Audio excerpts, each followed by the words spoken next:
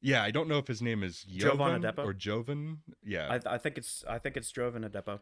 yeah, Jovan, if you're listening to this, yeah. please tell us how to say your name. Absolutely. Hit us up in the comments below.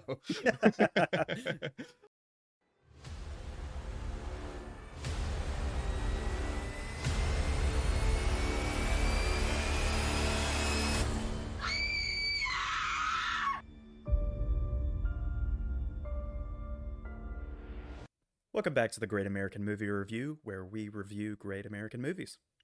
My name is Micaiah. And I'm Kyle. This is a movie of the week style podcast where we take turns picking films. We talk about their context and quality.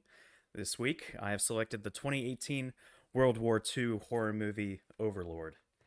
Overlord is a group of American soldiers who, paratroopers specifically, who um, land into a French field as they did in 1944. But while they are trying to complete the mission of destroying a radio tower to help the rest of the Operation Overlord D-Day take place, they uncover a Nazi zombie plot, and so they destroy that as well, and shenanigans ensue.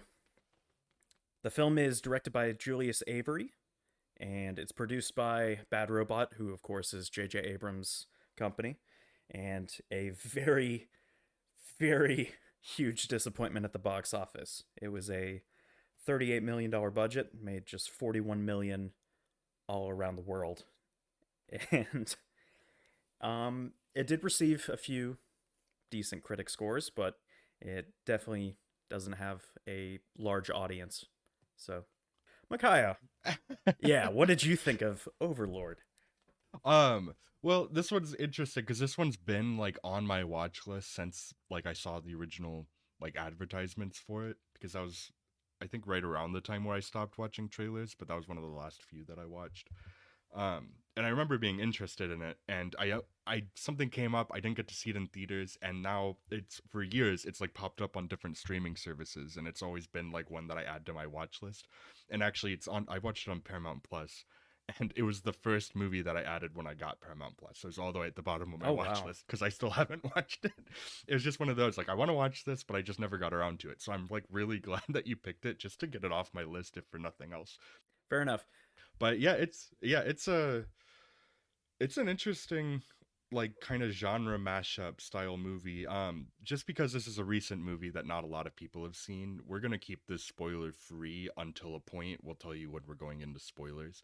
But yeah, this it has a very unique kind of style to it, or at least kind of genre mashup here. Horror and war films have gone together for a long period of time, and usually it has to do with like Nazi experimentation and stuff like that. So this kind of fits in with movies like that. And so yeah, this kind of follows in with that, and it's I think this movie, what I can really say about it, I enjoyed it. This movie knows what it is, and sometimes you get genre mashups that I feel like have kind of an identity crisis where it kind of commits more to one thing than the other, and it just kind of feels a little disjointed. This movie from the very beginning, like I loved the opening credits being in the black and white with like the old like dialogue and audio stuff coming through, with like the old fashioned, even up to the opening credit itself of the title of the movie, with like it coming in like with a wipe, and had the old fashioned kind of font to it.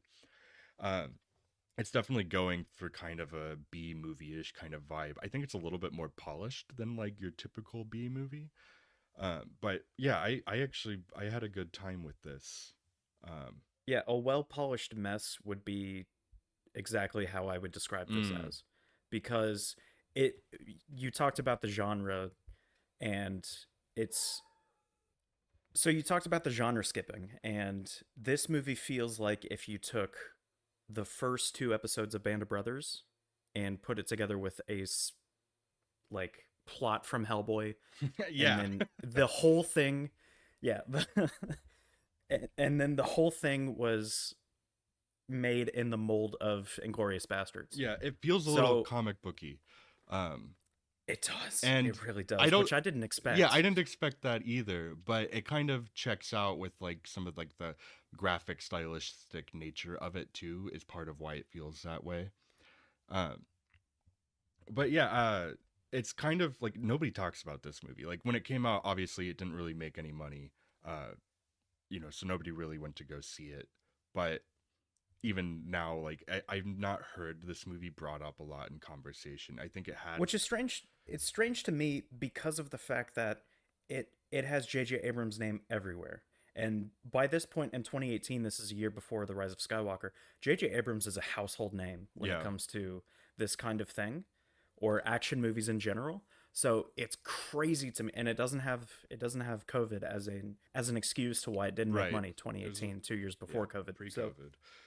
Yeah, it had a weird kind of like publicity thing with it too, because when it was first announced and everything, and for a long time everybody, partly because of the Bad Robot connection, thought that this was a Cloverfield movie, one of like in that series, even up to the point where I think the first trailer came out, I was still like, is this a Cloverfield movie? I forgot if it was or not. And oh wait, when did Cloverfield Paradox come out? that came out in Was that before I this think it or was after this? 2017, yeah. So it was before this. That might have had an impact on it. Yeah. Yeah, I think it did. And but JJ Abrams came out at some event and said specifically that this is not a Cloverfield movie. But not everybody believed him because that series is like known for surprises and stuff. So Yeah. uh yeah, even when it came out, there's some people confused, like, is this a Cloverfield movie or not? And definitively is not. Like watching it, clearly. Also, the title, having watched the movie twice now, the title is very arbitrary. Yes, it's Operation Overlord, it's D-Day, but nothing else. Yeah, So yeah, it doesn't really tell you the story or what it's going to be about. no, it's kind of a generic title for like it tells you that it's a war movie and it has an intensity in the title, which I think is probably the only real reason it's named Oh yeah, that way. But there's another movie called Overlord that nobody's seen from 1975 about D-Day stuff, which I've never seen yeah. either. But so this isn't technically the only Overlord movie, but it's definitely the one you're gonna know about if you look it up. Absolutely. Yeah. If you look up Overlord movie, it'll be this one. But so there are two reasons I brought this movie up. Obviously, we're still in Halloween, or obviously it's the week of Halloween. So Yeah, I brought this up for that, and because, as I said in the Friday the 13th episode, go check that out. I stated that, like, war or specifically military horror movies, they've been around, but the product of it is it's not very good, what do you or mean at by least that? the quality has been a little bit off when it comes to those movies, Oh, okay, which I find is a shame because I think it's very easy to frame a war movie as a horror movie right. Yeah, you got without just the jump scares and everything like that. It's war is very tense. So it's very easy to put characters in that situation, have them be relatable and have them be in tense situations. But I think for me, the second reason I brought this up is because I had not seen this. I had hoped that you hadn't seen this, which was the case, and I just wanted to bring a horror movie that neither of us had seen. yeah. And also it's a historical movie. Well, even when it pretends not to be, it is in most parts. So I think I could add something to the conversation there as Yeah. well. All right. Well, before we get into spoilers, just general thoughts. Did you like this movie? I like this movie. I don't think it's a good movie. Mm. I think it's solid. I think it's solid, and I think that if you have any interest in it, you should check it out. Don't expect the world from it, but like for me, it was like a good time. Like, just kind of a nice little throwback that has some good style to it. The director, is I just forgot his name again, but Julius Julian. Irving, What? or Oh, Julius A, Avery. Yeah, Julius Avery, yeah. Julius Irving, the Julius basketball player, Avery's had a couple. Dr. J. Yeah, he's had a couple movies come out after this, and I understand, like watching this, why he would get a few more shots. Like in the studio sphere. I don't know about the results because I haven't seen the other movies he's done, which are like Samaritan, which I've heard only bad things about. That one was actually they announced it at CinemaCon, which for those of you who don't know what CinemaCon is, it's basically a convention for theater owners where they talk about all the movies coming out in theaters. And then after CinemaCon and they released the trailer there and everything, they announced that they were just dumping it straight to streaming, which means that it was bad because uh, you don't release footage at CinemaCon only to then be like, actually, we're not putting it in theaters anymore. It doesn't make any sense to do that because then theater owners can't get excited about that. So, but I only heard bad things about that. But then also he had The Pope's Exorcist, which actually came out earlier this year. I heard some people liked that. So I cool for him getting more like shots at this capacity. I So I'll say this: the directing I quite enjoy. Yeah. The writing is poor, which the writing is Billy Ray and Mark L. Smith, who they do very middle of the pack action movies. Like Billy Ray has done like The Hunger Games, Captain Phillips, Terminator, Dark Fate, and Mark L. Smith has done very strange movies, Yeah. and then The Revenant. Billy Ray also directed Shattered Glass, which I actually think is pretty great. About I forgot his first name, but he's played by Hayden Christensen. His last name's Glass, and he was like it's a real story. It's an interesting movie if you want to check that one out about a writer who Did made you mean up Shattered stories. Glass? Shattered Glass, yeah, Yeah. yeah. That movie, it's an interesting story. Real life story about a guy who just like basically lied through his whole career. So if you want to watch that, that's actually a good movie by Everyone, Billy check out Ray. more Hayden Christensen movies. Like, Hey, he gives a watch good Jumper from time performance to there. time. Yeah. Yeah, Well, I'm not gonna watch he's a Jumper good. again. He's a decent actor. It's just the fact that he was given terrible dialogue and terrible scenes in the Star Wars franchise. And George which Lucas is not an actor's director either. So no, he is not. so yeah. No, he absolutely is But not. yeah, He just struck gold with Carrie Fisher, Harrison Ford, and Mark Hamill. and Ewan McGregor too. That too. Yeah, Ewan McGregor is just very, very good. Yeah. But yeah, it's yeah, Overlord though, I think that if like I said, if you have any interest in it, it's worth checking out. It's an interesting little movie. Yeah. I liked it. I had a good time with it. I don't think it's So spectacular. so did but I. I think it's just the potential of it Yeah. was a little bit squandered for me. Yeah. And that's the reason why I think it was just a little bit worse than Yeah. I thought I it was think going it to be. mostly has third act issues is where I kind of like chalk that up. Which that is absolutely a thing that action or Mhm. horror movies based around action, like Sunshine, for instance. Right. Yeah. That's a good Danny Boyle's movie. Yeah, that's a good reference point. It's a fantastic film. One of my favorite through the first two acts. But man, that third act It just is falls apart. very, very strange. Crispy Yeah. Mark. I'm sure we'll talk about Sunshine one day, but I always If you don't bring refer it to up, I Crispy Mark. absolutely will. I love Sunshine. Yeah, but so yeah, now we'll move into spoiler thoughts and everything here. Yep. Going forward, because the movie, like I said, I really So liked. Micaiah, what did you think of Zombie Hitler?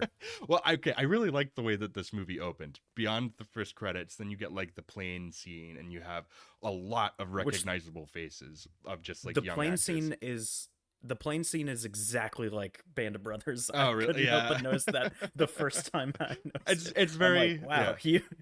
This is a pretty straightforward, honestly, military movie.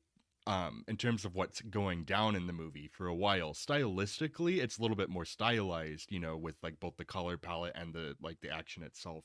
There are a number of movies that I thought of while watching it, but I'll get into those in a minute.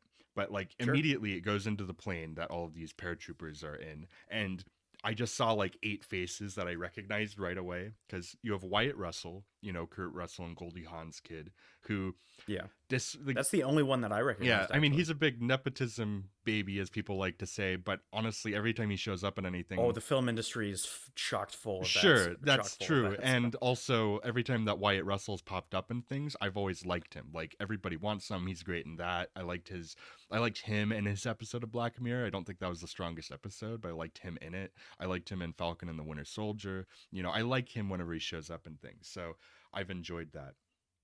I will say the acting in this movie is superb. Yes, the acting's for great. Names that I don't know. Yeah. Yeah, I really enjoyed the acting in this movie. Yeah, specifically. yeah, a couple other people that were in there. You have Jacob Anderson, who's Grey Worm in Game of Thrones. You have Joseph Quinn from Stranger Things. Of course, he doesn't really make it past the opening scene in the plane, though. um, you have the guy from Babylon, is what I kept referring to him as until I looked up his name, even though he's the main character. His name is, Oh, Boyce. yeah, I don't know if his name is Jovan Jovan or Adepo. Jovan. Yeah, I think it's Jovan Adepo. yeah, if I'm saying his name wrong, I'm sorry, but yeah, Jovan, if you're listening to this, yeah. please tell us how to say your name. Absolutely. Hit us up in the comments below. But yeah, he was really great. I liked him in Babylon quite a bit. I actually think that that movie's underrated. I think that that movie gets a bad rap, but the he was really good in it, and I wish his character in that movie got a little bit more to do, but I'm glad to see him leading something like this. I think it's good. Then you get Bokeem Woodbine, who I like in everything. I think I first like really paid attention to him in like the season of Fargo that he was in, but I've always like Bokeem Woodbine. Every time he shows up, he's very welcome. Also, not in the movie for that long. And then you Nope, have 1.5 scenes. One of them also, is just an execution scene. yeah, yeah, and then also you have Ian De Casticker. I don't know how to say his name, but if anybody watched Agents of K Shield, sticker. yeah, if anybody watched Agents of Shield, he's Fitz in that.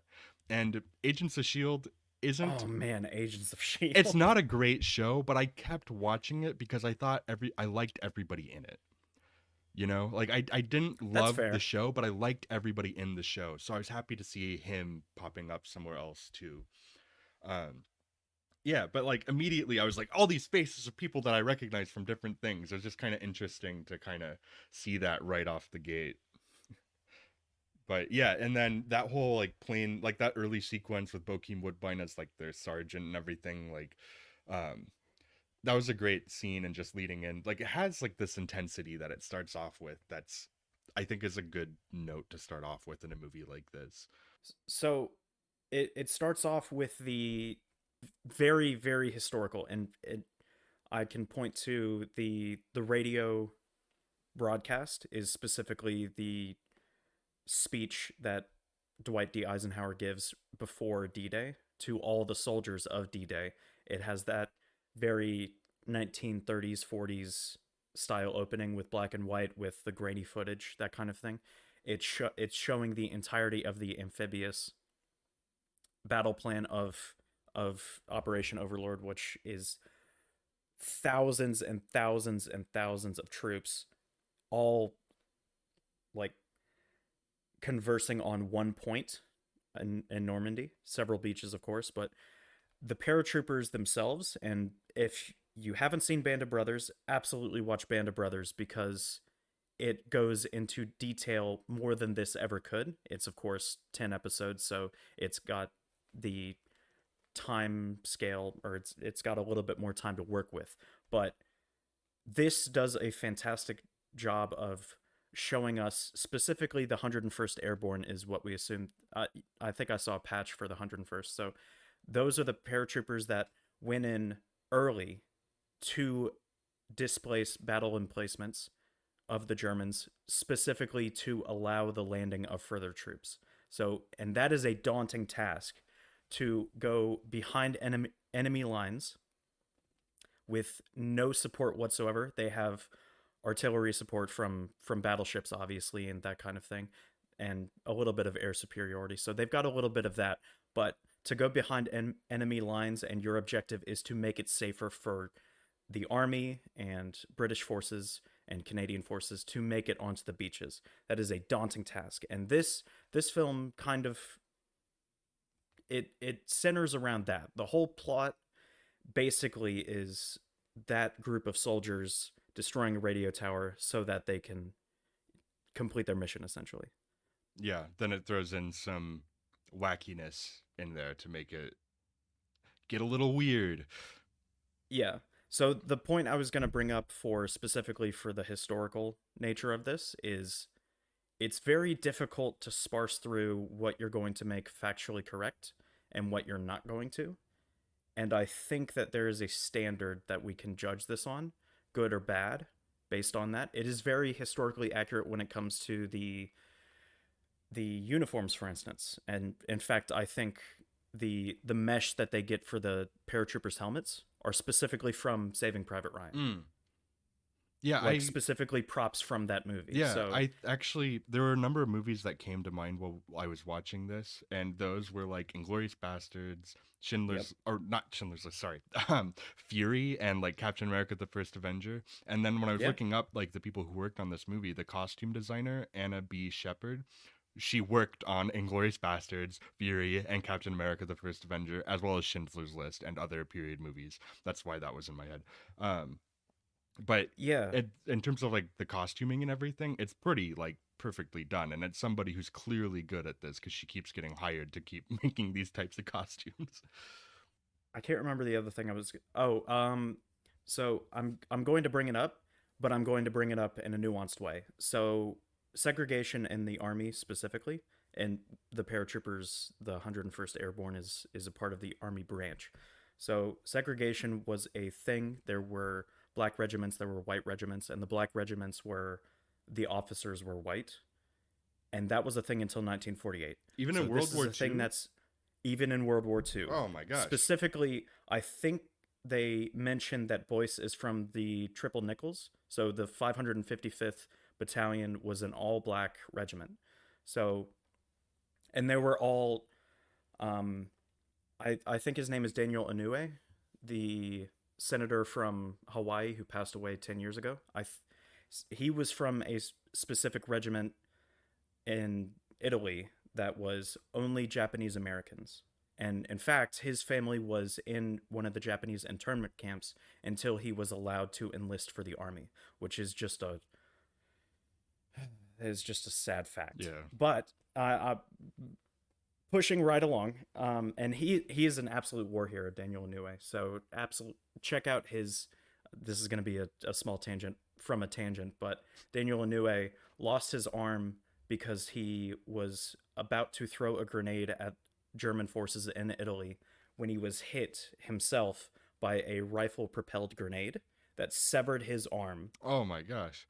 And he had to, because his arm, while it was severed, the muscles contracted around, and this is a my apologies to anybody with weak stomachs, but the muscles contracted, so his severed arm was gripping the grenade, which was a live grenade, and he pried it open while telling his comrades to stand back. There's a live grenade here.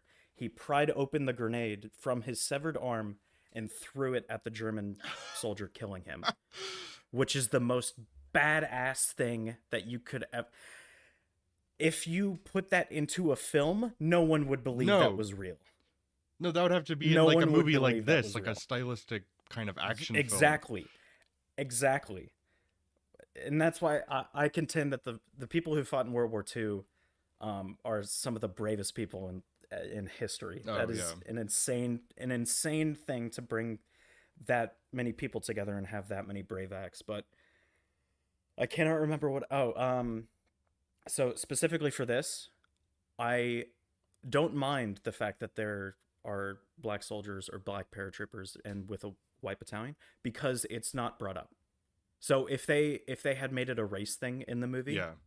that would have been just fabricating a historical inaccuracy and then playing it off for racism.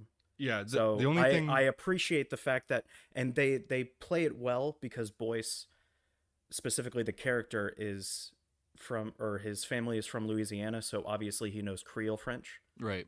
So, and they play that off with Chloe. So I really like how this is done, even if it's historically inaccurate. Right. Is what I'm trying to say. Yeah, and I think the only way they really acknowledge it is by basically like you get the idea that this is kind of like a mismatched group of soldiers from different places because the White Russell character is like, why are you here? You know, like all these things like how did you end up with us kind of thing.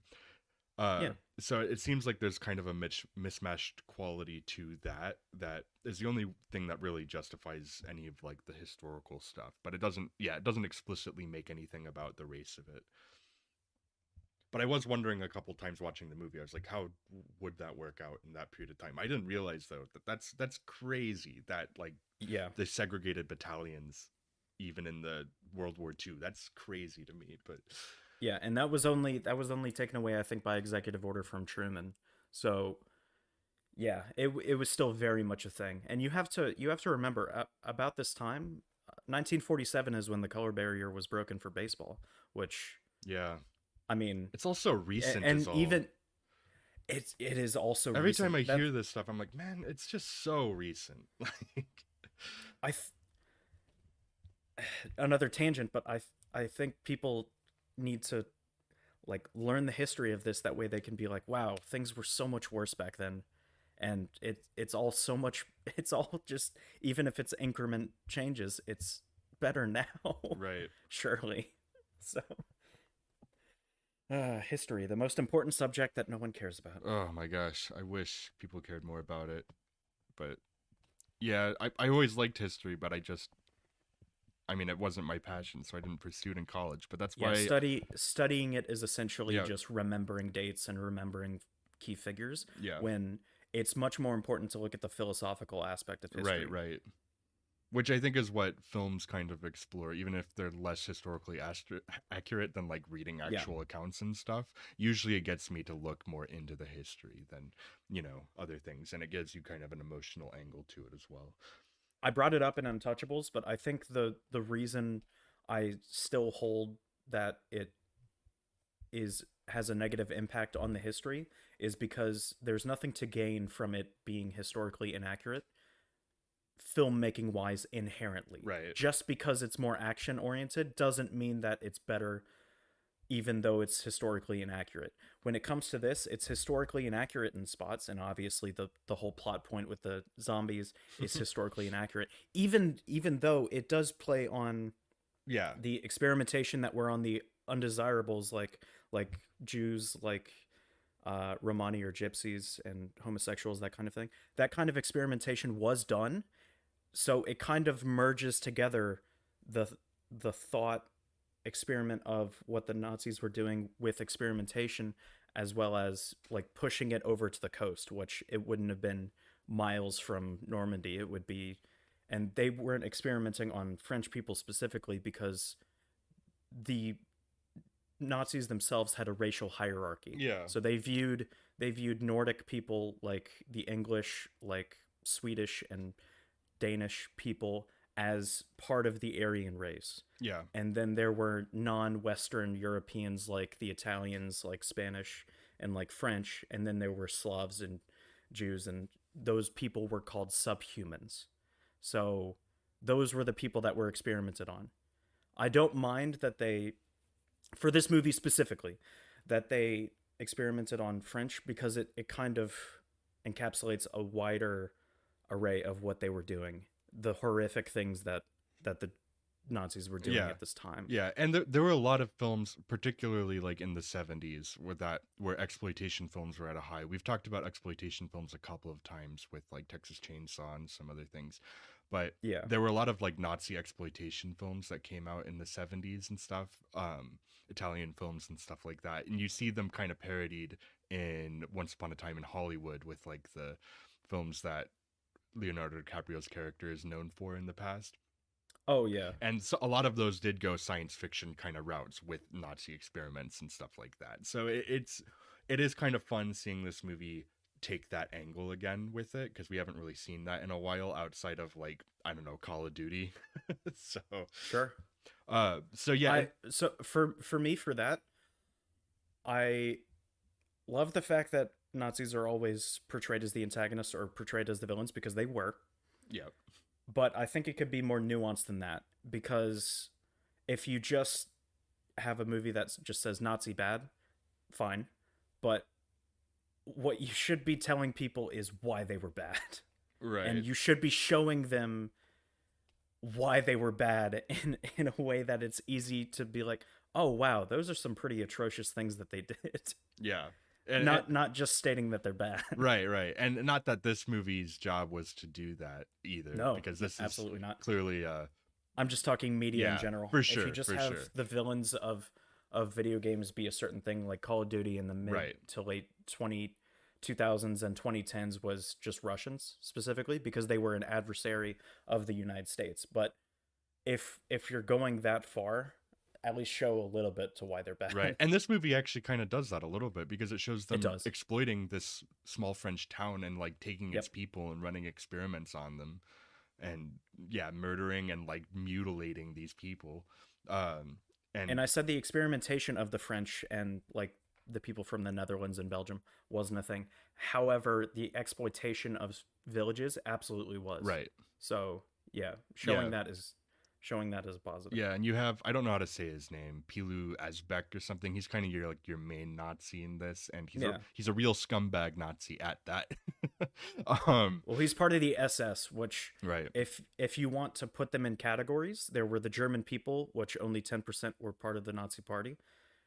Even if some of the rest of the 90% were sympathetic, there were the Wehrmacht or the army, which is essentially your average German soldier, who some of them were absolutely fighting for the Nazi Party, some of them were fighting because it's their country, and then it's more nuanced than that, but yeah, yeah. And then there were the SS, the Schutzstaffel, which they were the cream of the crop when it comes to garbage human beings. right, So yeah, and Captain Waffner, I believe is his name. yeah, He is an absolutely garbage human being because the SS were that brand of garbage human being. So yeah, and they got a good actor to do it. His most famous role is definitely Euron Greyjoy, also from Game of Thrones. And I haven't seen Game of Thrones, so like I said, I don't know any of these actors prior to right, this besides Wyatt Russell. So it was very interesting to me seeing people that it was more immersive, I would say, mm, because when you see actors that you don't recognize, it's much easier for me to me specifically to believe the character right, or to believe the actor. Um, if it were like you said, Leonardo DiCaprio, because I see him on screen, I can't see anything but Leonardo DiCaprio, and that's even in his best like mm. roles. But that's me specifically.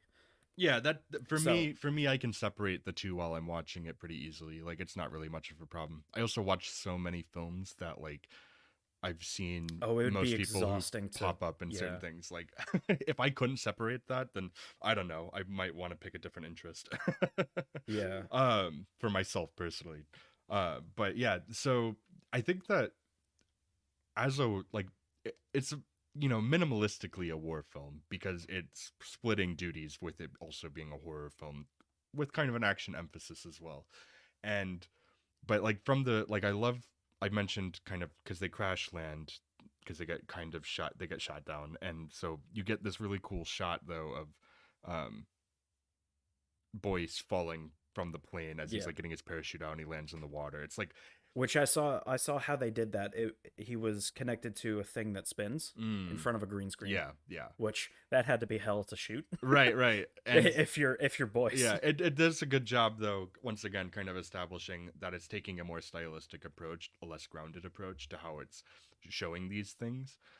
I think And it does that over time. I think it's very grounded until we get yeah, to the actual village itself. yeah, and you know that this is a genre movie, pretty early because they This actually is let several genre movies, well, war, horror, but right also with but also within the context of a war movie, you know it's a mashup genre because they actually let a sure, woman have a significant role in it.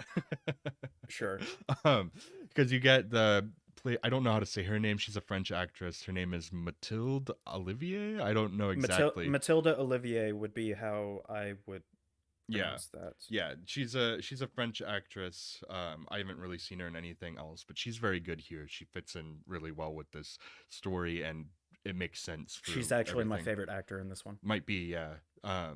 Yeah, she's really good in this, and uh, so because they end up running into her, and she leads them to the town, and because okay, so they hit the ground, and basically Boyce is just kind of stumbling around. They find Bokeem Woodbine's sergeant character with some Nazis already found him, and they gun him down. He meets up with Wyatt Russell, and then you get the Jacob Anderson character, who blows up from a mine very quickly. And then you get the New Yeah, York guy. I forget his name too, but he's gonna write a book though. yeah, he's Oh gonna write a man. book. Later, Not the anymore. one guy goes, "This would make a hell of a chapter in Dawson's book."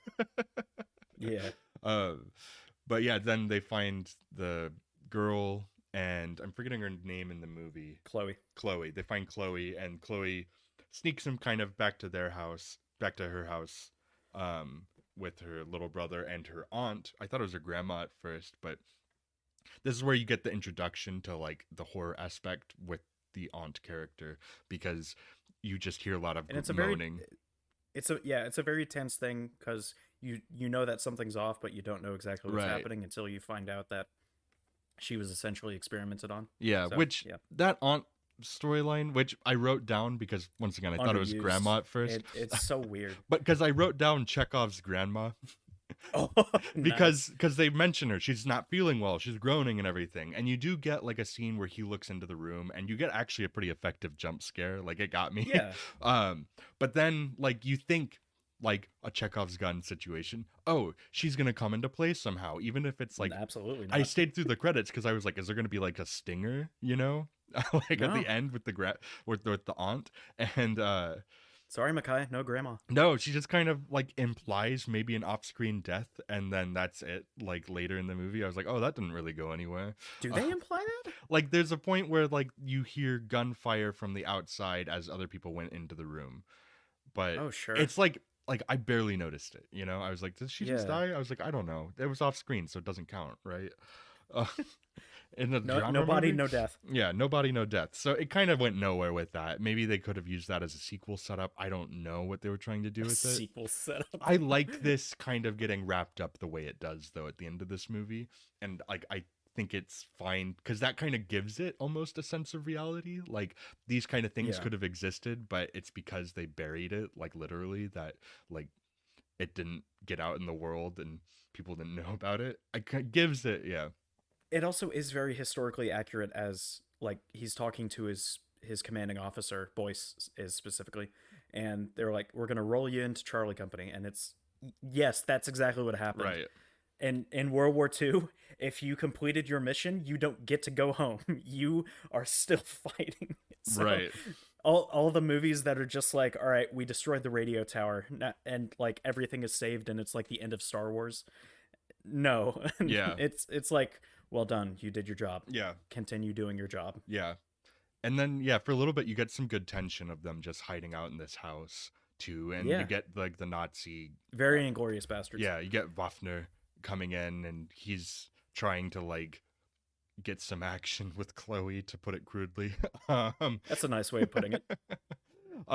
because you know he's a rapist basically, because she can't say no to him, and so he's trying to do that, but she's panicking a little bit because she's like, there's, you know, these troops in my house and I'm just trying to get these guys out as quickly as possible, but because of that it gives a little bit more suspicion to it. So there's a good tension to that scene, and it ends with them capturing him, and then they end up beating him and torturing him and stuff.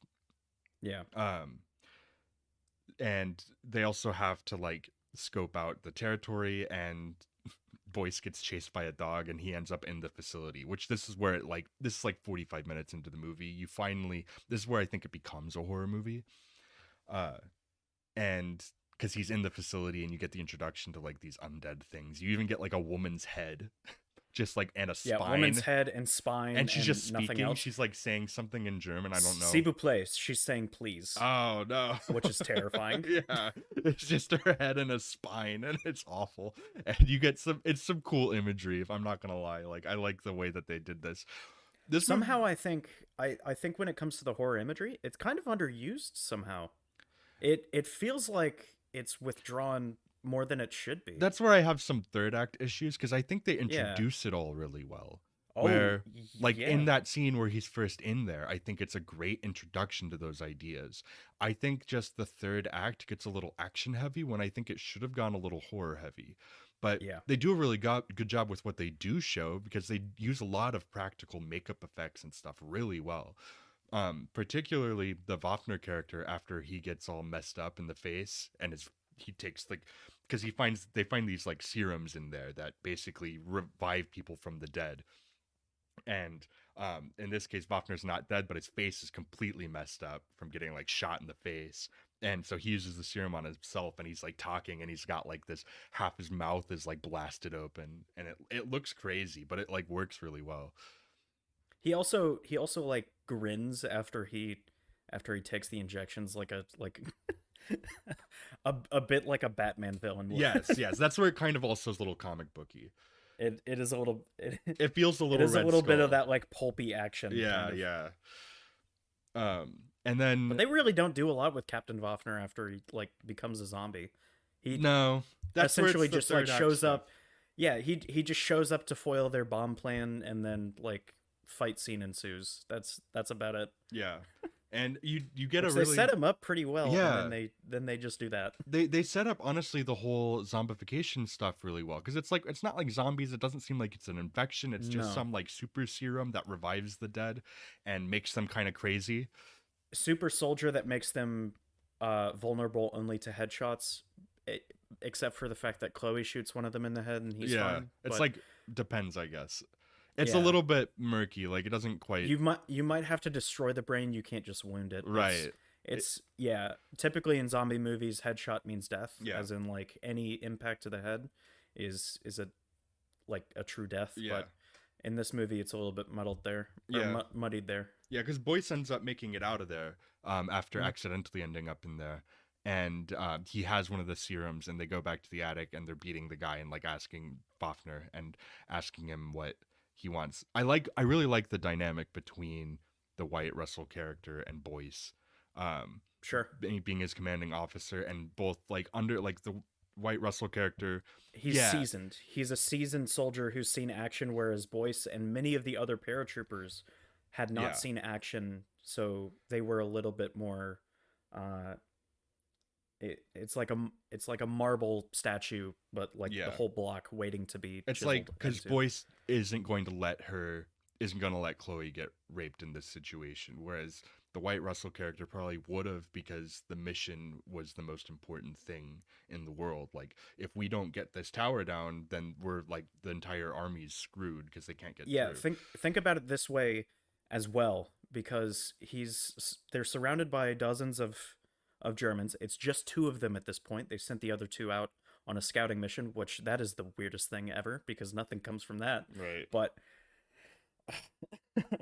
so Ford's whole thing is he's seen action, he knows how this plays out. If he kills one German soldier on principle, they are going to kill him and Boyce. So Right. nothing is really going to come from that realistically. Right. If you're thinking utilitarian, you're going to kill one German soldier. You may kill another few in the scuffle, the firefight, but you're not going to get your objective done, and you're also going to die in the process. Yeah. So it's not thinking very clearly to save her in this moment, even though it is the correct thing to do. Right. It morally. would like morally it's the right thing to do, but it's Yeah. war. So like you get that. I feel like the Wyatt Russell character is a good guy ultimately. Like I think he's just seen too much and probably done too much at this point and been in this war for too long.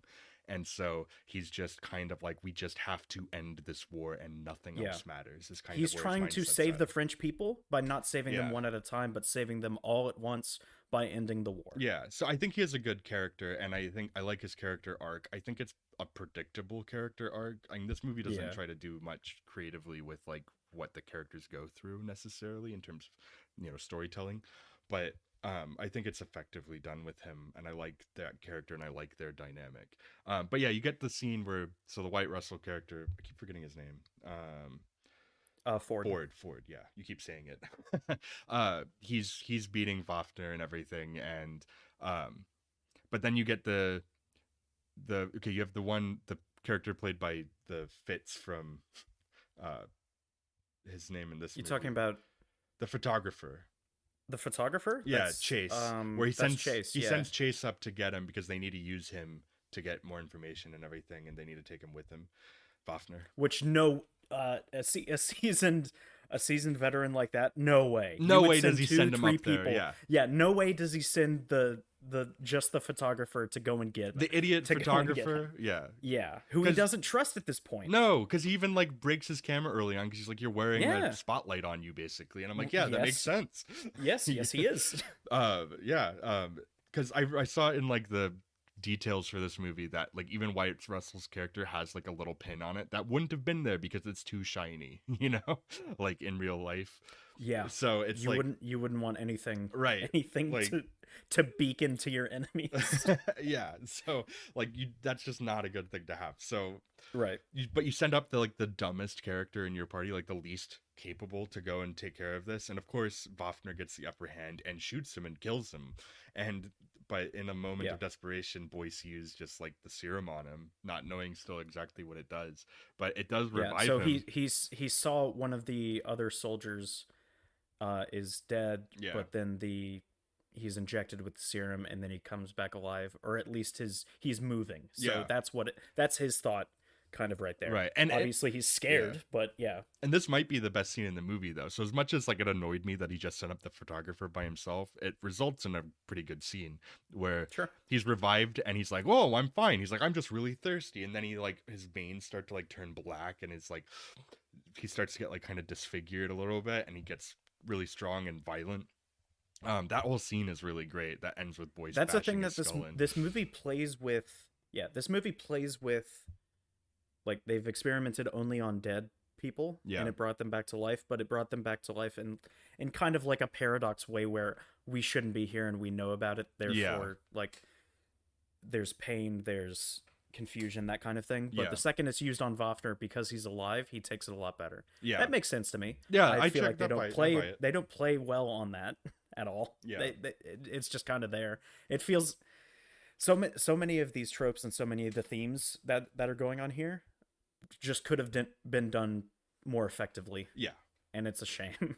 Yeah, I think this movie just could have gone further. That's my main issue. Is like Yeah. I wanted it to go further, and I think that it could have gotten there for me if it had this kind of explosive finale. Like I thought the ending of this movie was gonna have them in there, and it was just gonna be like a zombie fest, basically, with like where you really Oh, get a la like Blade 2, like the sewers kind sure, of thing. yeah, exactly, something like that. And instead, it's more of like like there's a couple of the zombies. I keep calling Yeah. they're not quite zombies, but they're zombies. I'm just gonna call them that. No, just call them zombies because they're not really They're anything yeah, else. they're like undead mutant freaks is what they are. That's zombies. um, yeah, and so they're dealing with the zombies, and but like for instance, Chloe has to deal with one zombie. She shoots in the head, and then she ends up using the flamethrower on it, and stuff like that. And Yeah. but then the main conflict is just with Wafner and Ford versing each other and trying to set the charges and everything. And Ford ends up uh getting put on like a hook, very Texas Chainsaw style. I was about to say Yeah, the the second second time case that's happened. Yeah, of man on hook. man on hook. And but then he ends up injured to a point where in his like last ditch effort he injects himself with the serum while he's still alive, and he fights Wafner. Very Yeah. superhero kind of situation. This movie kind of reflects the first Captain America in a weird way, with like it kind of feels very similar to that one. I think to me, I talked about the bravery of the people who fought in World War II. They were essentially superheroes to me. Oh So I think it's more so that. But yeah, I agree. It's very comic book pulpy, but yeah, I think yeah, it's just that kind of soldier was, yeah, yeah. I just the wish bravery instead of is more insane. action oriented like it does in this, and a little bit more almost like because it goes more action oriented, it feels like the cliches that are in there are like I don't know, they're just kind of like okay, we're just kind of They wrapping fall up the flat. movie now. Yeah. Yeah. Like the arc stuff, the arc conclusions and whatnot to like Ford and everything. Like they work, but they're not like great. It's just fine. I think if it went more of a horror route, it could have been a little bit better there because frankly you just have Ford and Boyce and Chloe in there trying to rescue Chloe's nephew or something. Um Oh, brother. Brother, it's her brother. Okay. Yeah, Trying to Paul. rescue Chloe's brother, and then the other two are just like outside fighting Nazis. And I thought like if you put them Yeah. all in there and kind of had it be like a zombie horde situation, and them fighting their way out through a bunch of like undead, that's kind of a crazy kind of like thing I would have liked to see from this movie, because I feel like that's what it's setting up, like a really explosive final 25 minutes of the movie, you know? And I think that the movie has a decent kind of last 25 minutes, but it feels that's the only part that to me that really kind of feels a little mismatched. Well, because it tone changes the whole movie. So Right. it starts off, first 20 minutes is war, next 20 minutes is drama with war wrapped around it. Yeah. Next 20 minutes is horror, and then the rest of it's just action. Yeah. So it's juggling all these things when it really shouldn't be, for the for the sake of Yeah. like the writing and the how the characters will deal with the rest of this movie kind of thing. Yeah, it feels very stylistically and even tonally consistent across it. That's where I'm like, it feels like it knows what it Yeah, is.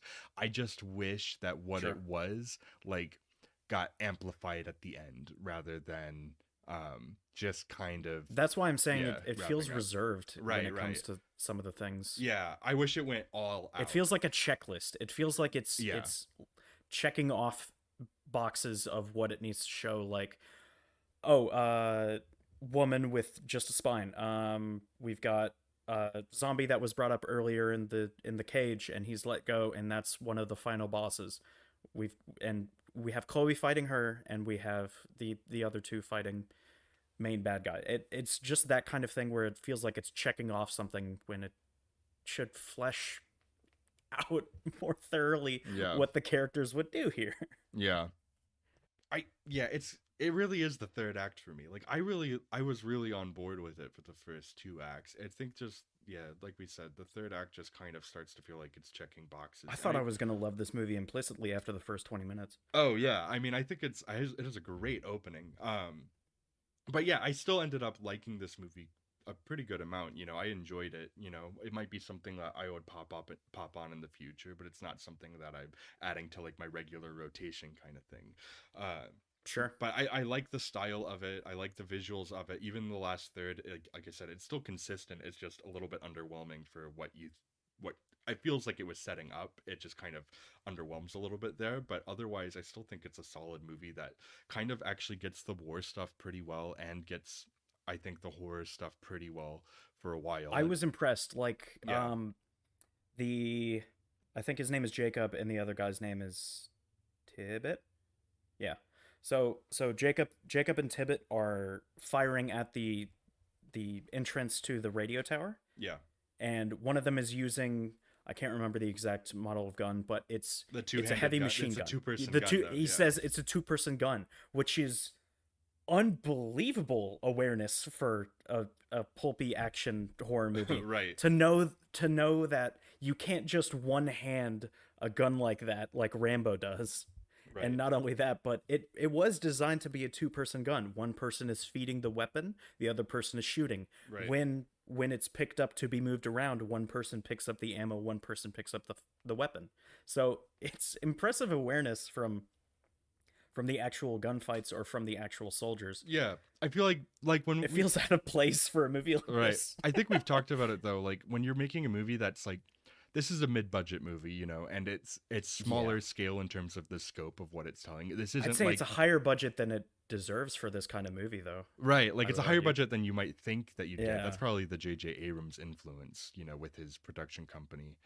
Um, but yeah, I honestly I think it uses its budget well. And it it does have that attention to detail that you want to see in like the sets and the costuming and just kind of the sound design for the guns is very meaty and nice.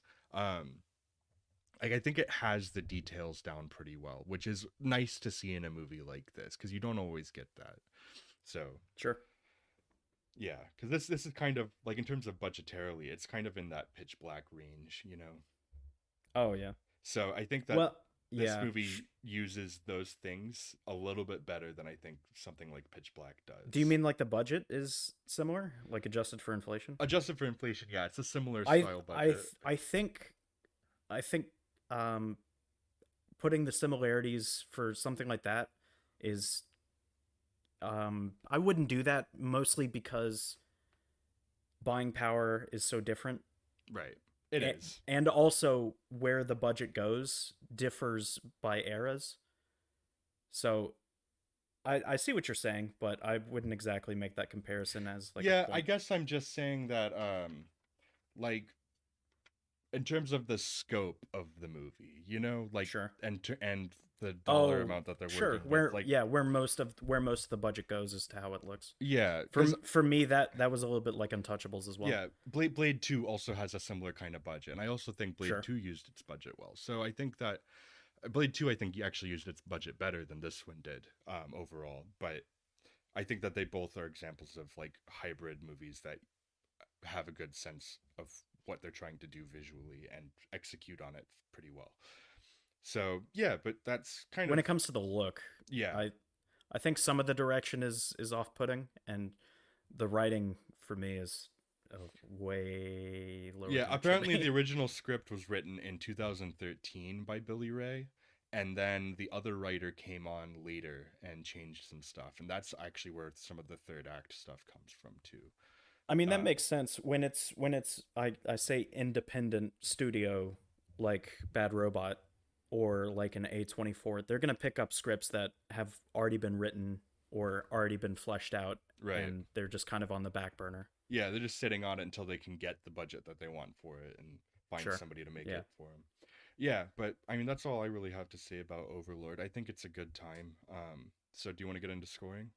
Yeah, sure. Okay. Yep. So scoring 0 to 2, 0 being poor, 1 being good, 2 being great. So two of those are in the positive aspect of scoring. We've got 10 categories. We'll go through each and every one of them point by point. It's a very casual point system, so it's not the final end or the end product of the scoring is not going to be necessarily what either of us would give it or what we think the movie actually is. Yep. So the first category is as usual is writing. Yep. You've already talked about how you think the writing isn't that great in this movie. I think they do some smart things with it in terms of the writing of it.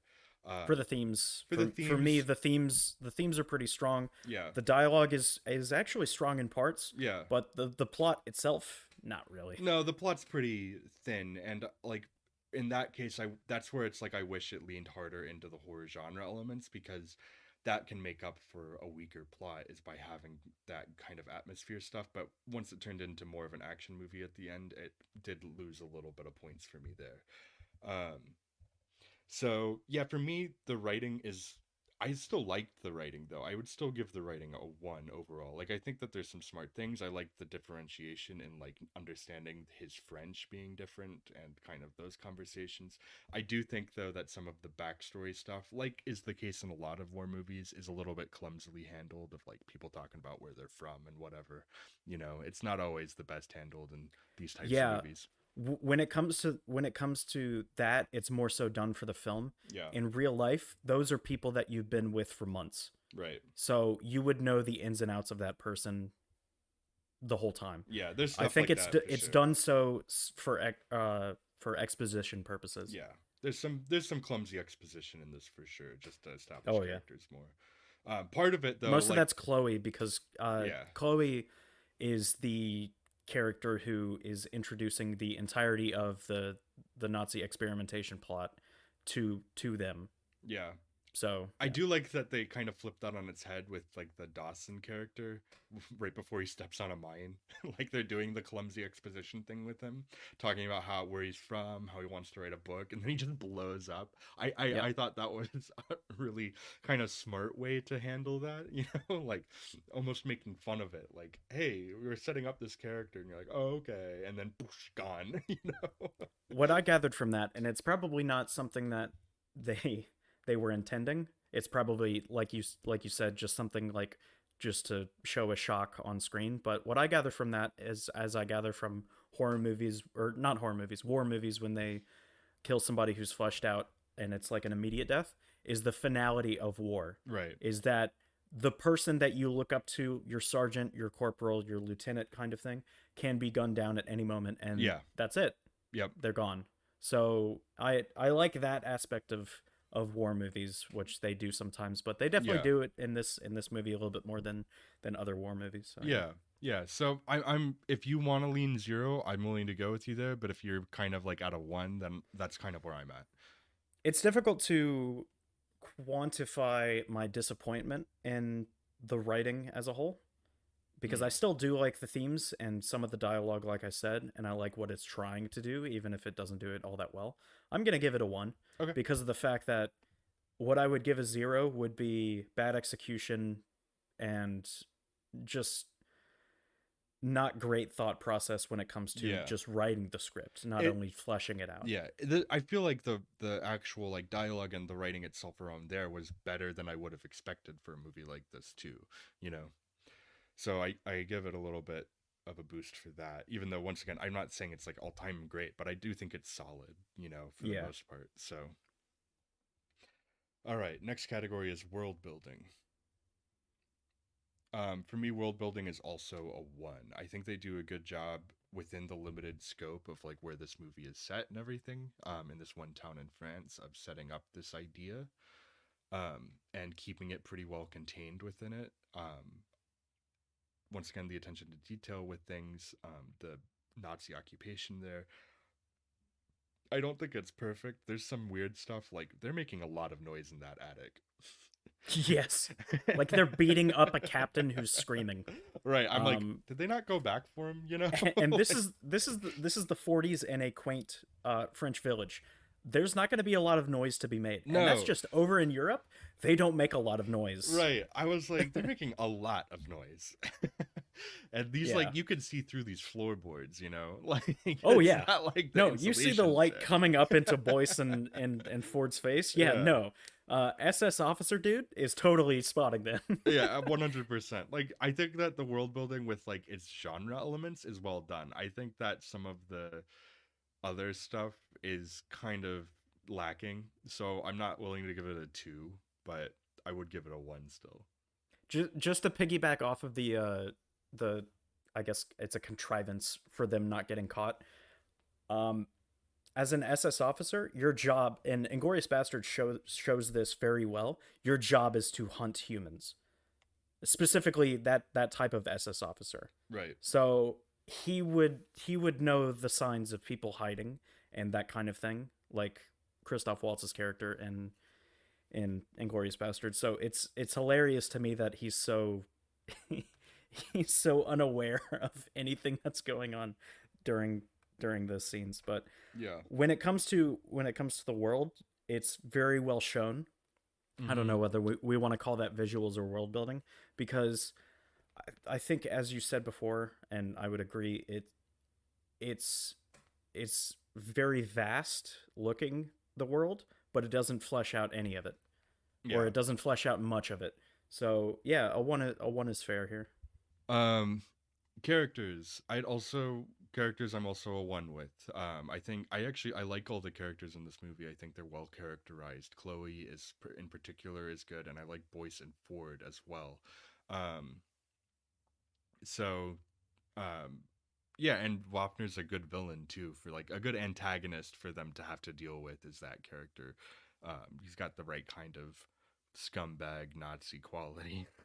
I don't think it's great. It's kind of still archetypal, in terms of, I don't know if I'm saying that word right, but it's following into archetypes, especially for war Like films. relating to an archetype. Yeah. Yeah, especially for war films. And it doesn't really go that much beyond that, but I do think that they're well characterized. Yeah. I think as you when it comes to the third act, it really doesn't play with those characters in a way that is fulfilling to them. Yeah. So I think if you just took the first hour of those characters, I'd say it's a 2. But the last half is very Yeah, poor. it doesn't So quite follow through as much as you'd like it to. yeah, All or right. as much as it could have. Yeah. Um, directing. Yeah, we talked about Julius Avery and kind of the other things that he's done since then. I think that he's a solid director that I hope keeps getting opportunities. Once again, I haven't seen his other 2 films. I haven't heard that they're the best things ever, but I've heard that some people like Pope's Exorcist and stuff. But either way, this is a really good, solid like studio directorial debut. I think Sure. he had another film before this, Son of a Gun, that was more of an indie film. Um, and I don't know exactly. I think he had before that he had like a short film that got him some attention, but otherwise this is kind of his first like studio film in that kind of way, and I think he does a good job with it.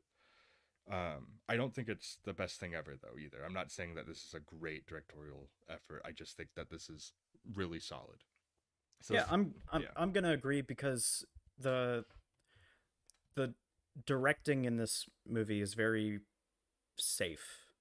So it's done so in a way that it's not going to come off as too interesting in a way. yeah, And I suspect some of that may be due to the fact that the studio is J.J. Abrams, but I feel like the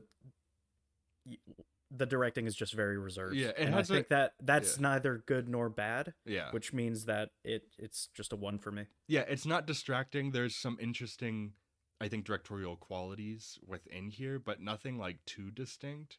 But it Mm. has good style to it. It just, I wish, like, kind of with everything in this movie, just a little bit. I just wish it took it a little bit further. If it's gonna go that kind of graphic quality to it, I want it to like just take it a little bit further. Um, Yeah, like we talked about Guillermo del Toro obviously yeah, last week, but the things that he does well are he leans into those kind of directing choices that make his movies his movies. yeah, yeah. And if we give So him a one for Blade 2, then this is definitely a one here. obviously this is the only movie that I know that I've seen of Julius Avery, but I can't really tell you what his directing aspects are like. Yeah. It's just very cookie cutter. I think it has some like nice rawness to it. There's a little bit of a sheen to it though as well. And once again, I don't know if that's the J.J. Abrams aspect or if I don't know if that's I coming think it from might him. be. But yeah, but either way, yeah, one for directing. Because this movie does have that like J.J. Abrams stamp of Yeah, that obviously mixes in with everything he does. yeah. There are no lens flares, obviously, but Mm-hmm. Yeah. All right. Acting is the next category. I'd actually give acting a two here. I think yeah, everybody's this is doing one a of the great job. stronger aspects Yeah. of the movie. I think the acting really carries this movie. It's nothing like awards level acting, but sometimes what you need from your cast is not for somebody to be like standing out in that kind of way. You just need everybody to be doing a solid job, and I think that's what this movie does. Yeah. Also, most of the actors are Australian or I think from New Zealand. So They're from all the over because fact, very yeah, European. Yeah. the fact that I will always say accents are very hard. So if I believe your accent, it's a good enough job. Like Hugh Laurie as Doctor House, Yeah. like he was so good at that American accent that for his audition, the casting directors didn't know that he was English. Yeah. So yeah, that kind of thing. If I don't notice that you're doing a poor job on accents, I'd say you're doing a good job Yeah. or even a great job. But yeah, I think the acting is very solid here for what it is, and that is a positive. It's definitely one of the stronger aspects of this movie. Yeah. All right. Visuals is the next category. Mm-hmm. Do you have any thoughts on visuals? So it's for me, it's a little bit like the Untouchables when it comes to the Mm. historical accuracy, that kind of thing. What I'm seeing is a world that is very accurately portrayed. Now you go ahead. I'll Yeah. think of something. Well, for me, the visuals here for me is actually a two because I think that I like that he took a more stylistic approach to like the color palette with in the editing of like the color grading of everything, and also I give it like a lot of extra credit because it those practical effects that it uses are great and they look great, and there's not really anything in this movie. There's the shot early on when he's parachuting, which I think is a great sequence overall. There's a little bit of like you can tell like the digital aspect of it, but for the most As part, a man who went skydiving, that is hilarious to me. It is an absolutely hilarious like shot to me. oh yeah. I couldn't stop laughing the first Oh time I yeah. saw it. But I think that the movie though, like there's nothing really in it that like sticks out to me like a sore thumb. Like this is like a digital effect, like this is like ringing untrue to me. Everything, if like wherever there are digital effects, which there's some digital gore and stuff here and there, but Background. it's It's backgrounds, and background it's stuff. it's accentuating it's using the practical makeup effects and the digital effects really well together, and I think that to me is worthy of giving it a 2 for visuals, on top of, I think, the understanding of the genre and visually matching the tone and style there. Yeah. I think for me, because it doesn't do a poor job where most war horror movies would, when it comes to visuals, and also because, like, as I've said before, it's a horror movie. It's going to focus on visuals more than other parts of movie making. Yeah. So I think it does that well as pertaining to a movie. I think the visuals, if we're if we're deciding on the visuals as a horror movie, if we're judging it by that rubric, I think it's poor. But then again, I haven't seen very many poor horror movies because I try not to. It's so yeah, I'll give it a 2. Yeah. All right. um Editing is the next category. I feel like it's a decent one, you know? Yeah. Like, it's not, you don't really notice it a lot. It's not like spectacular, but it does do a good job of just presenting it. There's nothing like inconsistent about it. And also, like, the movie feels pretty tight. It's an hour and 50 minutes, which is longer for a horror movie, but for a war movie, it's actually a little bit shorter. Yeah. So it kind of finds the right pace, I think, for the movie, and it never felt like it felt like it was the appropriate length. It didn't overstay its welcome for me, and it didn't feel like it rushed it. So Yeah, it felt like the appropriate length, but what it did was not as good as what it could have done. right. So it's that kind of thing. I think yeah, when it comes to the editing is the category I would say is the one that I have trouble grasping because don't really I haven't thought through myself what I think of great editing versus poor editing. Yeah. So For I me, think yeah, go ahead. yeah, for me, editing, like we've talked about before, is usually at its best when you're not noticing it, Sure. or if it's really overly stylized in a way that works for the movie, like an Edgar Wright movie would do. Um, but in this case, I think it's a good example of one that you don't really notice that much in terms of the editing side of things. And it just, and also, I think for the sake of our show, because there's a lot more that goes into editing, actually color grading and all of that stuff is part of editing, Yeah. but I'm more including that in the visuals. So here, if for the sake of our show, usually I more so like referring to the pacing of everything too. And if something really is if it stands out as bad editing, you can tell bad editing. It's more so good editing you Yeah, don't if we're really talking about notice. pacing in this movie, it's quite poor in my mind because of the fact that it's jumping around too many times and it's not it's staying for a moment with Boyce and Chloe Mm. and it doesn't really expound on that. So and it does that throughout the whole movie, but I Do you want to give think editing a 0, or are you kind of at a 1 with it? I kind of want to give it a 0. If we're judging it by that, yeah.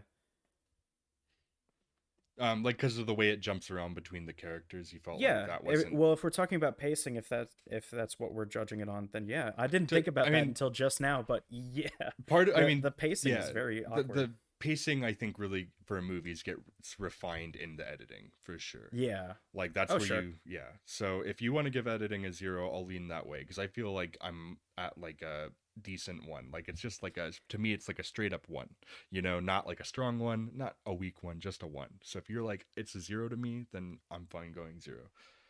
Yeah, I think it's a 0 for me. Okay, we'll go 0 for editing. um let's see. Sound. So sound I'll start with because the sound, as we've said, the gunfights are it's very accurate or it's a very good sound. It feels meaty and all of, nice, yeah. yeah, all of the sound effects are pretty good, everything like that. What I would say is the score for me is not great This because of the oh fact that it's piercing the eardrums when yeah, it really shouldn't be. to me It's too much. to me the score worked just fine. I thought the score worked to accentuate the, because it's not a memorable score, but it's one that kind of heightens the mood of it.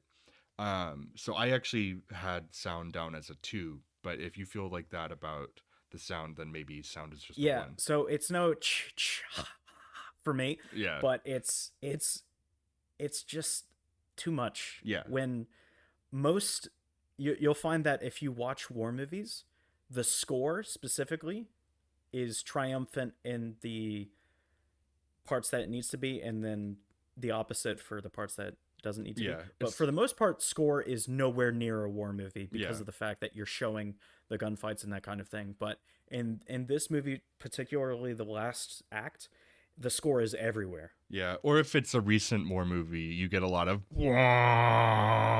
kind of sounds that I hate. But here I kind of liked the score. It feels like more of a horror movie score though.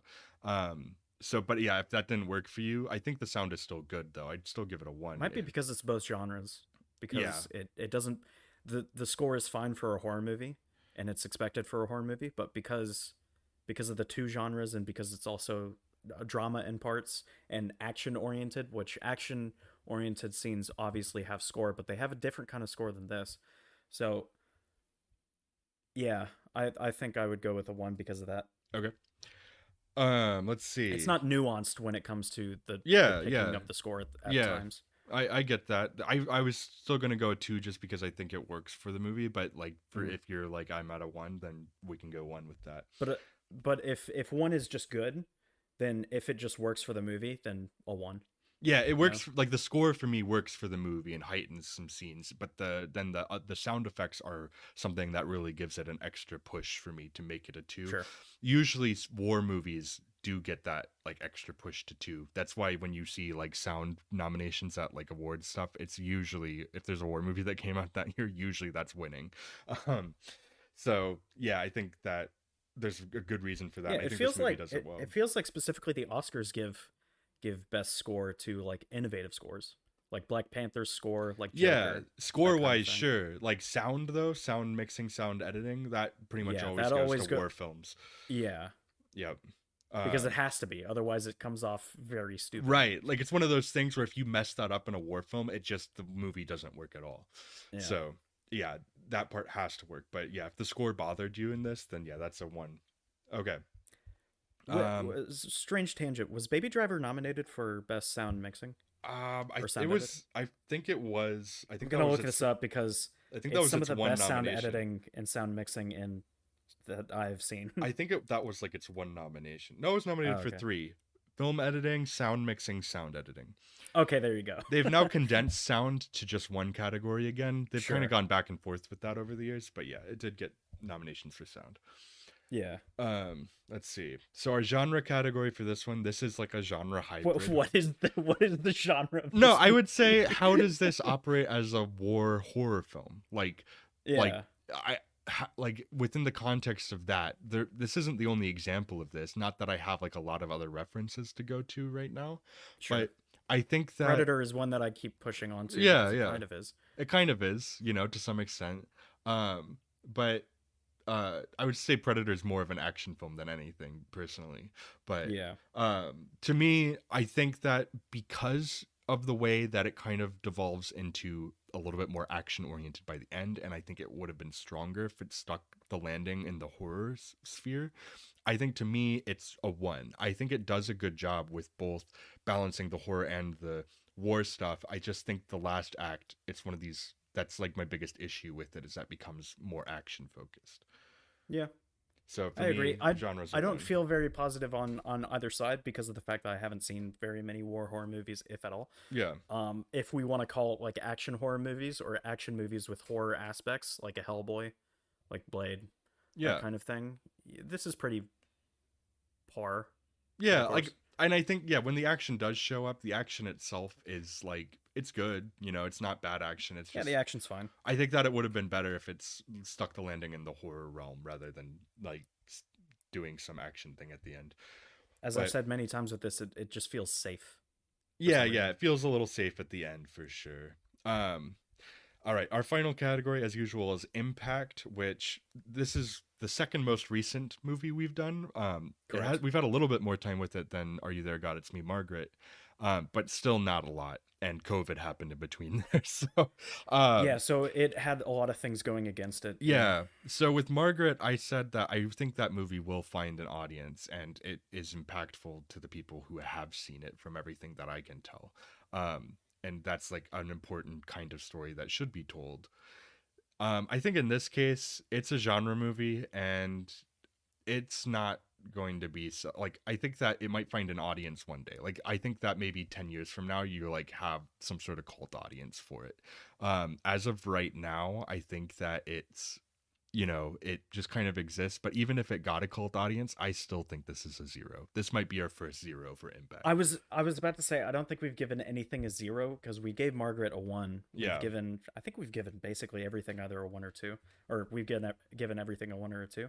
When it comes to impact like this, and you talked about it being picked up as a cult classic. What I think of a cult classic is it inherently has to be innovative. So it has to be something that either hasn't been seen or something that's not seen quite often. So the movies that were picked up, like The Room, or specifically a bad movie like that, I mean, there's no movie like The Room. This movie particularly, it feels like there could be like 20 just like it.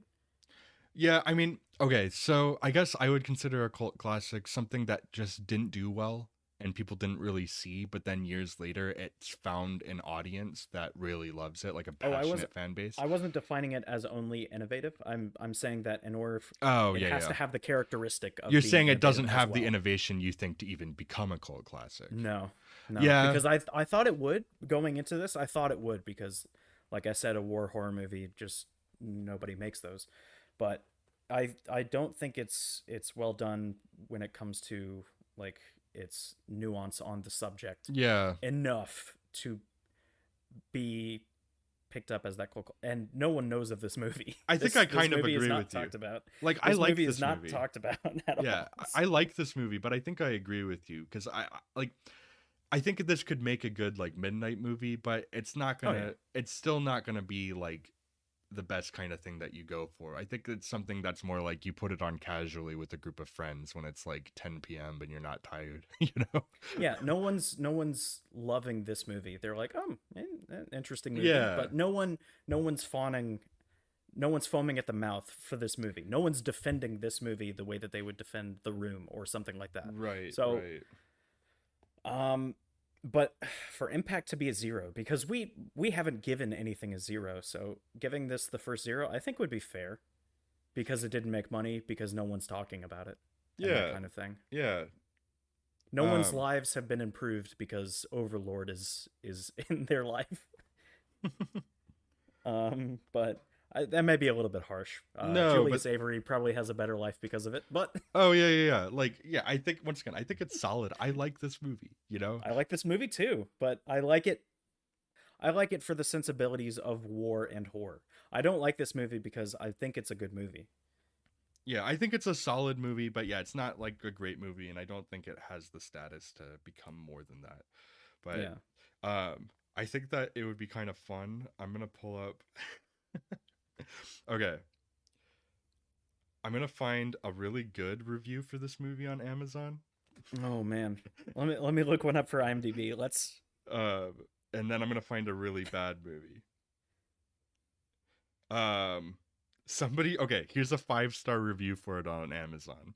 Mhm. Best war movie ever is the Oh title. no no no If no you and no your no no buds, no no if you and your no buds are looking for something that's actually action-packed, thrilling, and exciting, this is the one. Okay, now I want to find a 1-star review. Okay, let's see. Move over Schindler's List. Move over I Saving should, Private yeah, Ryan. I should start finding. I'll start finding these beforehand, and I'll do This is this every time. hilarious. Oh man. Let's find another. Let's find a bad one though. Very unhistoric. This movie took place during World War II. Units were not integrated. There was no way a black sergeant would. So this would be allowed to lead white No, soldiers. this is yeah, it's a historian hardliner type of thing. Which I guess I kind of am, but if it improves filmmaking, I'm fine with it. but if you're choosing to represent a certain part of history, you're going to be judged on the Yeah. standard of that part of history. Yeah. Here's another 1-star review. Worst movie I've ever seen? Likely. Yeah. This is Wow. hands down one of the worst movies I've ever seen. It starts so promising with great action sequences, but stop watching after the first 10 to 15 minutes. What could be a good movie is gutted, much like the characters, lame writing and acting. Whoever wrote this movie wants you to think the main character is justified in saving one life by sacrificing tens of thousands. Oh, this okay. Here's a 1-star review that went so bad people were leaving movies. The movies Mm, starts fantastically, shows paratroopers going to be dropped behind enemy lines on D-Day, and is so dramatic and tangible. Feels like you're having a past life memory. Sadly, this film more or less crashes as the first planes ditch. The characters are as one dimensional as would be expected as a preschool kid show. What is this? I hate movie reviewers like this. I well, hate them so that's much. the problem with the like anybody has a voice online, and it's all Oh yeah. just like you could say Ever whatever you want. in the words of Squidward Tortellini, everyone beeth a critic. Yep. Yeah, there's a I looked at a 3-star review, sorry, on Amazon just now, and it's mediocre at best. I was not a fan of this movie, although I'm on the Blu-ray review, so although it did Mhm. arrive on time and the packaging and everything was great. I got about halfway through the movie and turned it off. 3 stars. So I guess they were giving it 3 stars for the Blu-ray itself, but it Yeah. was like nice packaging. Everyone's always like, if you haven't seen the movie, can you have an opinion on it? It's like, no, but you can have an opinion on like the things surrounding it, the fan Yeah, base. You can have an opinion on what happened to it. You can have an opinion on. But if yeah, you're talking about the quality of a movie, you might as well watch the whole thing. yeah. So this is for us overall. It's an 11 out of 20, which isn't bad. I think that's for us. That's good. Five out of Um, 5.5. Yeah. yeah, 5.5 on a typical rating system. On ours, it hit mostly good in pretty much every category, except for editing and impact. But yeah, I mean, I Yeah. think that this is a pretty fun movie, and if you have interest in it, like I said at the beginning, I think it's worth checking out. Um, yeah, not the best thing in the world, but like I said, if it's like 10 p.m. and you're like, I'm a What little are you talking tired. about, Micaiah? This is the worst movie I've ever seen. No, it's the best war movie ever. But Saving Private Ryan, eat your yeah, heart out. if it's like 10 p.m. though, you're a little tired, but like not too tired, and you're like, I'm gonna stay up till midnight at least. Just put this movie on. You'll probably enjoy it to some extent. So that's what I This think. movie is for that exact subset of Right. high people going to Taco Bell at Hey, 5 in the morning. I mean, not the 5 in the morning stuff, but that like 10 p.m. situation that I just mentioned, I end up there quite a bit. So like this is kind of my bread and butter to some extent. But yeah, but yeah, And that I if think you're a fan of history, if you're my kind of fan of history, you would like this movie yeah, as I did because it plays on some of the World War II aspects pretty well. But if you're a huge fan of history, it's either the best or worst historical movie ever made, apparently. yeah. So, which is so confusing to me. You'll find every opinion online about everything. So Oh yeah, absolutely. yeah. But yeah, I think that wraps up the conversation on the movie itself for Overlord. Glad you picked it though. It finally got it off my watch list. Ah, nice. What are we watching next time? All right. I'm not ready for the spooky times to end. But also there's a movie that I didn't watch until a few years ago, but now accidentally it kind of has ended up in like the yearly rotation around this time of year just cuz it's all vibes and it's just a good fall movie. And this one's going to be releasing just a couple days after Halloween, so I feel like it's close Yep. enough. And so we're going to be talking about Tim Burton's 1999 film Sleepy Hollow. Okay. Have you ever That's seen it? actually one of the Tim Burton movies that I haven't seen. Oh, nice.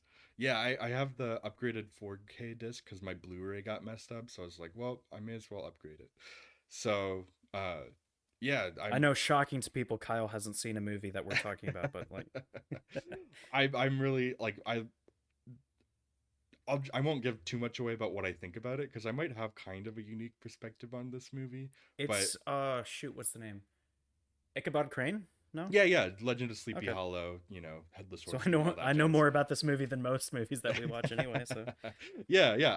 Yeah, like I said, I didn't really like hear much about it, but I think it's kind of been having a resurgence lately. Probably why it got a 4K release. Um, and yeah, I dig this movie. So yeah, that's what we'll be talking about next week for the podcast, November 2nd. Um, but yeah. holy crap, this is a who's who of like Oh, British British actors. actors. Yeah, you got Michael Dumbledore Gambon, Ian McDiarmid, and Palpatine. Michael. The, oh man, Batman or Alfred from Tim Burton's Batman. Uh-huh. And you have Christopher Walken. Harry Oh Potter's man. stepdad, Yeah, Mr. Richard Dursley. Griffiths. Yep. No, it's a great cast. Christopher Holy Walken is crap. in it as the Headless Horseman, which threw me off at first, but he actually works. So, but you can decide that Holy for yourself crap, when you Christopher watch Lee it. is in this one. Christopher Lee, yes, Dooku, Count Dooku, and Saruman together at last in one person. He's one of the I talked about Daniel Inouye. Christopher Lee is one of those people that is like stranger than fiction. Because Oh yeah. he was a special agent for the British Armed Forces and in World War II, and then became an actor, Right. like became Dracula and that kind of thing. He was also one of the I think one of the last people to witness a public execution in London, I think, or something like that. So he's just like he's if we talk about like Forrest Gump has been everywhere, Christopher Lee has been everywhere. Right. Yeah, he'd have an interesting biopic. Oh yeah, Yeah. and But somehow Christopher Lee would play it.